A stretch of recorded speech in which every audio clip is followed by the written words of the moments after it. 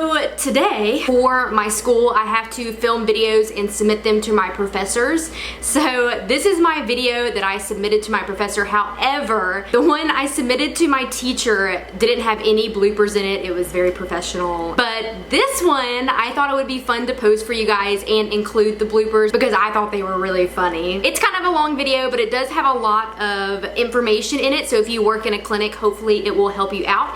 If not, there's a bunch of exotics in this video, so it would be always fun to see. Just keep in mind, I did do this video as a assignment. If you're new to my channel, what is up? All of my social media is linked down below, along with my other veterinary vlogs if you're interested in checking any of that out. But let's go ahead and get started. So the general cage of a rat should include fresh water, bedding, and then also rat pellets. And we also do feed him small amounts of vegetables and fruits since he is a pet rat. Ordinarily, rats should eat about 5 grams of food per 100 grams of body weight. There are many types of identification that you can use for rats. There are permanent and temporary ones. You can identify them by a cage card or a colored marker that will eventually wash off. The permanent ways you can identify rats are going to be tattoo or ear punches. So when handling rats, it is important to wear latex gloves just because rats can carry zoonotic diseases. Rats and mice are susceptible to all kinds of infectious diseases caused by viruses, bacteria, and parasites. The most common diseases we see in rats are going to be tumors. They can get endo and exo parasites, and also rats can get a number of upper respiratory infections that can be caused by any kind of bacterial infection, mycoplasma, streptococcus, or pasteurella. No. When rats and mice are under anesthesia, it's important to monitor their neuromuscular reactions. Example, like pinching their foot or whether or not their whiskers are twitching. They just help to evaluate the overall depth of anesthesia in the patient. For long surgical procedures in rats and mice, it's important to monitor the possibility of hypothermia by keeping the patient warm with warm water bottles or a heating blanket or even like a warm towel. The most common types of anesthesia or tranquilizing agents used in rats are either isoflurane, which is an inhalant. You can use ketamine, diazepam, or propofol, and those are all going to be injectable forms. When recovering these patients, it's very important that you are with them until a full recovery and they are sternal and upright and walking. Pocket pets have trouble regulating their temperatures when they're under anesthesia, so it's important that they stay warm while recovering. There are 3 different ways that you can restrain rats for physical examination. The first way being, you can hold a rat by their tail, but you want to hold them at the base of their tail and not the tip of their tail. So you can pick them up like this. The second way that you can restrain them is just scruffing them like you would a cat. And then also holding them at the base of the tail like this. And this just immobilizes them. The third way that you can restrain a rat is by taking your pointer finger and your middle finger and placing it right behind his head. And then you're gonna take your thumb and your index finger underneath his arms like this, and then also hold him at the base of the tail. You can restrain them just like this. Determination of a rat's gender can be done at birth. Males have a larger genital papilla and a greater distance between the papilla and the anus. So this guy is most definitely a male. Also, female rats develop 5 pairs of nipples by the age of 9 days old, which this guy does not have. So the reason why rats can reproduce so quickly is because females are spontaneous ovulators and continuously polyestrous with a 4 to 5 day estrus period. So I'm gonna administer just some saline to this little guy. I'm gonna use a 25 gauge needle and give it subcutaneously. So I'm just gonna pinch his skin up in a tent and then insert my needle at a 90-degree angle. Go in and pull back and make sure I'm not in a vein and just administer the medication. Now I'm gonna demonstrate how to give an oral dose to a rat. So I am just gonna administer a little bit of saline, and I'm gonna pick him up by his scruff, just like this. I'm gonna place the syringe at the corner of his mouth and then administer the medication.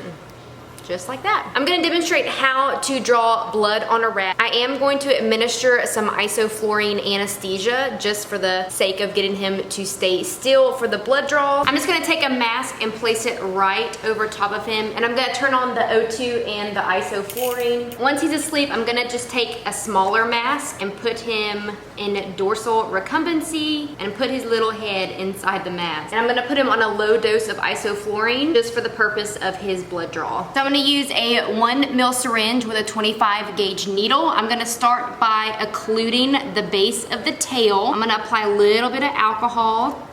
With my bevel up, I'm just going to insert my needle into his tail.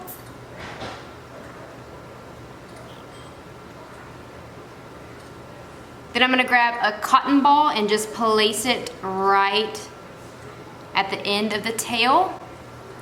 And there's my sample.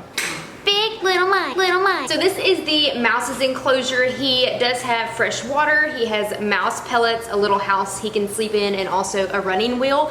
This is a pet mouse, so he does get the occasional fruits and vegetables added to his diet. Just like the rat, you can use permanent form or temporary forms of identification for mice, including cage cards. Or using the ear punch code, you can also identify them with a marker if they are white mice. When handling mice, just like rats, you want to handle them gently. You can pick them up by the base of their tail, but not the tip of their tail or anywhere in the middle. When you're handling mice, it's important to wear latex gloves because mice are also carriers of zoonotic diseases. The most common diseases we see in mice are going to be upper respiratory infections. Sneezing, ocular discharge, or nasal discharge can all be symptoms of mycoplasma, pasteurella, streptococcus, or any number of bacterial infections. These guys are also known for getting endo and exo parasites. Another thing that we commonly see in mice are tumors. What?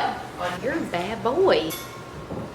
The most common way of anesthetizing mice is going to be using isoflurane, which is an inhalant. Once they are recovering from anesthesia, you do want to stay with the patient until they are fully recovered and their temperature is back to normal. The most common way to restrain a mouse is scruffing them behind the neck just like you would a rat. I'm gonna pick him up by his scruff and then hold him by the base of the tail to immobilize him. Ow! You focus. So this mouse is a female because there's an absence of a scrotum. She also does have nipples, which are absent in male mice. Mice, just like rats, are spontaneous ovulators and are polyestrous. Now I'm going to demonstrate how to give a intraperitoneal injection to a mouse. This usually can be done with one person. I'm just going to scruff the mouse just like before. I'm going to get his tail and tuck it between my fingers, just like this. I'm going to take my syringe, which is just 0.1 mils of saline, and using a 25 gauge needle, I'm going to put the needle into the left quadrant of the abdomen, pull back and make sure I'm in the right spot, and then just administer the medication. Just like that. Now I'm going to demonstrate how to give a subcutaneous injection to a mouse. So I have him scruffed and his tail is tucked in between my fingers. I have a 1 mil syringe with a 25 gauge needle filled with saline. Give this injection subcutaneously by going in between the tent. I'm going to pull back and make sure I'm in the right space, and then just give the injection to the mouse. I'm going to administer an oral medication to this mouse just by scruffing him like before. I'm going to place the syringe at his mouth and then just administer it just like that. When housing a rabbit, they should have a fairly large enclosure with bedding. Their cages need to be cleaned daily and fresh water needs to be provided daily as well. So this is this rabbit's temporary enclosure. He has shredded paper as his bedding, fresh water, Timothy hay, and also commercial pellets are available. So indoor housing should be maintained at a temperature between 62 and 70 degrees Fahrenheit. Commercial rabbit feed typically has about 15% protein and 10% fiber. A rabbit's main diet should consist of commercial pellets, but you can also feed them Timothy hay along with the occasional fruits and vegetables. When handling a rabbit, you want to make sure that their back legs are secure. If their back legs are not secure, then it can cause damage to their spinal cord. When transporting a rabbit, you can put their back feet on your forearm and then tuck their head into the crook of your elbow and then lightly scruff them behind the neck to transport them. You can also support their hind leg and secure them to your chest. For pet rabbits, it's extremely important that they have lots of different toys and chew blocks so their teeth don't overgrow. He would hop in and they gave him the magic treats or what. Oh!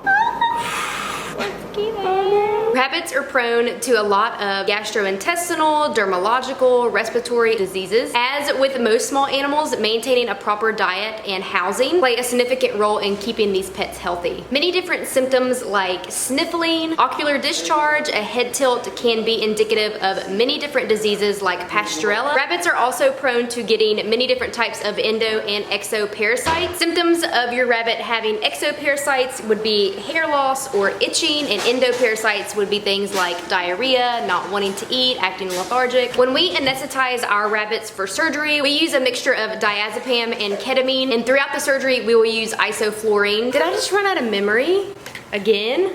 Just like when you are handling rabbits, when you restrain them, you also want to support their back feet. You can lay them in dorsal recumbency and hold them just like this for your doctor to examine. If the rabbit doesn't like being in dorsal recumbency, you can get a towel or a hand towel and just wrap him in it securely and place them on your examination table just like this. Very sick. He's so cute. Nope, nope, nope, nope. Gosh darn it. Apparently you can. My book says you could. I tried to pick him up and he went. What is this part of your arm called? When determining gender on a rabbit, you just place 2 fingers on the genital opening. Females have a slit-like opening, like so, and this one is a girl. And males have a rounded opening. They also do have 2 testicles. However, males can suck their testicles up into their inguinal canal, making it hard to determine gender. But females will have a slit opening when males have a rounded opening. Also, when you apply pressure to the genital opening on a male, it will extrude the penis from the opening. Does do not have a typical estrus cycle. They are induced ovulators and show seasonal variation in receptivity. Okay. They are induced ovulators. Well, I was reading that whoever wrote it said. And show seasonal variation in receptivity. Receptivity. I want to say it. Now I'm going to demonstrate how to give a sub-Q injection to a rabbit. This is just a 1 ml syringe with a 25 gauge needle, and I'm just going to administer 0.2 of saline. I'm just going to pinch his skin up to make a tent. I'm going to go in, pull back, and then administer the injection, and that's it. Now I'm going to demonstrate how to draw blood on a rabbit. I'm going to collect his blood using a 1 ml syringe with a 25 gauge needle. So I have the rabbit laying in lateral recumbency. I'm going to get blood from his saphenous vein. I'm going to apply some alcohol to the vein, and he's going to occlude the vein for me. Get my needle with my bevel up. I'm going to apply pressure to the vein, and there is my sample.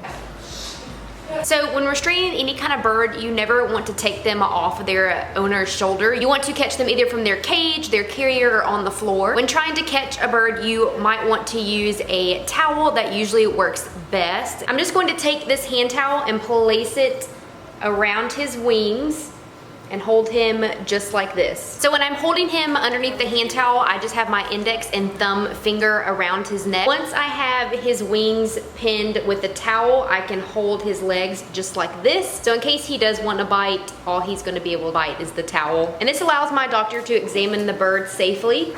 Let go of it.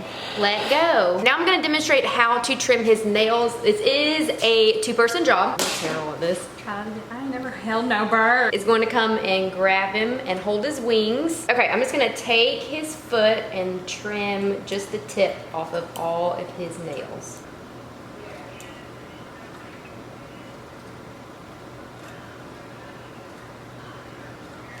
And I'm just gonna take the tip off each toe, not going too far to quick him. It's okay, you can let go.